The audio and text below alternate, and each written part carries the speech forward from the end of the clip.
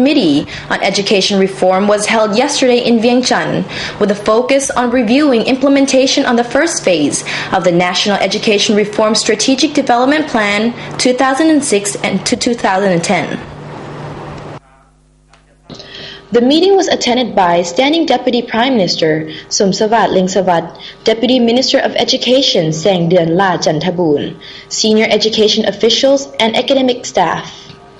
Education official reported that initiative to eradicate illiteracy and improve access to education facilities in Phong Sa-Li and Luang Nam Tha provinces have been successful, and the program will be expanded to Salavan, Sekong, and Attapeu provinces. The ministry plans to ensure all people in the 15 to 40 age group in 9 poor districts receive at least a primary education. Senior Lao government official yesterday called for a unanimous global agreement to end the use of cluster munition.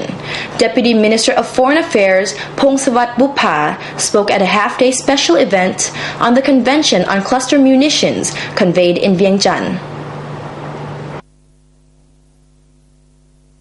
The Deputy Minister representing the Lao government conveyed the message from representatives from Nations Party to the Convention and representatives from UN agencies in Geneva who are visiting Laos this week. He said, "I urge and encourage all states that have not signed or ratified the Convention on Cluster Munitions to do so with a view to putting an end to this silent killer."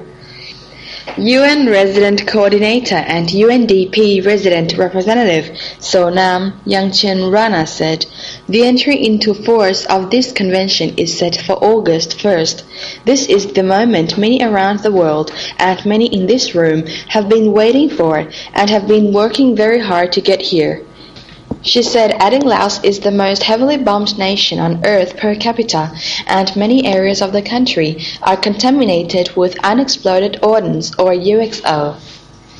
A national survey of UXO victims and accidents released earlier this month revealed that more than 50,000 UXO-related accidents were recorded between 1964 and 2008. Laos and Mongolia will further expand their comprehensive cooperations, and the official from the Lao-Mongolian Friendship Association said yesterday. Mongolia and Laos had witnessed many great achievements through their mutual development cooperation, leading the economic growth and marked improvement in people's living condition in both nations. Lao-Mongolia Friendship Association President Dr. Pandwangchit Wongsa welcomed a visiting delegation led by Mongolia-Lao Friendship Association President Dr. N. Aliasuren to Vientiane yesterday. At the talks, the two sides discussed enhancing relations between their respective parties. They agreed to continue exchange visits by delegations from both sides at all levels, either annually or once every 2 years. Both sides also shared their views on future relations between the two countries. Lao Buddhist believers yesterday in Vientiane capital donated money of 40 million kip to the restoration and renovation project of Wat Si Saket temple. The handover ceremony was held yesterday in Vientiane capital, where attended by Buongan Sapuwong, Vice Minister of Information and Culture and President of Wat Si Saket Temple's restoration project, which is part of 21 projects planned to mark the 450th anniversary of Vientiane as the country's capital in 2010. The 450th anniversary celebration in Vientiane would be essential in creating unity within the nation and would teach new generations of Lao people and people around the world about the civilization and the history of Laos. Therefore, government in collaboration with Vientiane Capital Authority has paid attention to mobilizing people's contribution coupled with public investment and realizing different projects. We'll be back shortly after the break. We have homemade silk goods. Welcome back. From 1990 to 2009, a total of 3,395 people were diagnosed with HIV/AIDS in Laos. and 960 of them have died since. Deputy Director General of the Labor Management Department of the Ministry of Labor and Social Welfare, Pongsasak Intalat, cited the statistic during the training session. For department staff yesterday raised the awareness of HIV/AIDS. He said the data also showed there was a significant negative impact on the country's social and economic development, as most of these who developed HIV/AIDS were migrant workers. According to the meeting, even though the infection rate in Laos was low compared to other countries, but HIV/AIDS rates could rise in the future, especially in migrant workers and with increasing cross-border movement of people. Workers were needed and many come from the provinces. However, they lack proper awareness and knowledge about HIV/AIDS prevention and other sexually transmitted diseases. The training aimed to teach officials on how to provide information for workers so they understood the importance of HIV/AIDS and how to protect themselves. Kong Training Center is busy training people from 15 villages in the district how to make silk products, hoping to boost production to meet market demand. A community training center is promoting a manufacture of silk products in Vilatbuli district, Savanakhet province, after seeing a high demand for silk products from locals and foreigners. Details in the following stories.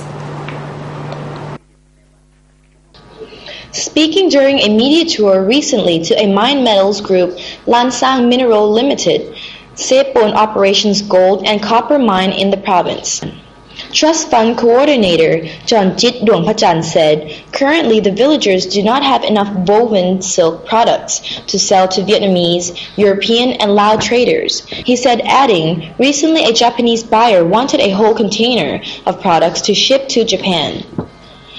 Hue Kong Training Center, established in 2005, is part of the community development project funded with over 4.2 billion gib, or $500,000 a year by local mining operation.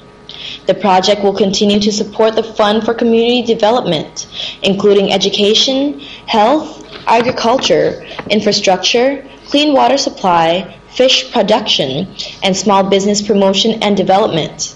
Traditionally, the people in this area are quite experienced with weaving silk and cotton textile in each family, but they were producing only a few kinds of item for their own use at home. The demand for handmade products is increasing in Vientiane and bringing in high prices. The center trains people to improve their products to meet market needs, including how to produce woven silk and cotton tiles with natural colors, growing cotton and sewing clothes. Their products also supply our Sepon operation. The uniforms we wear are made by the local community. This helps the villagers earn an extra $600 to $700 per person per year. So far, 2 community garment groups have been established in the district after training at the center. Their products also go to Savanakhet and Vientiane market and are displayed at trade fairs in the provinces. I am Siritpon Sutamavong and the news team here from Vientiane Capital. Thank you very much for tuning in. You can also view our news program on our website at www.tnl.gov.la. Please do send us comments and suggestions at numbers displayed right now. Until we meet again, please take care and do have a great weekend. Goodbye for now.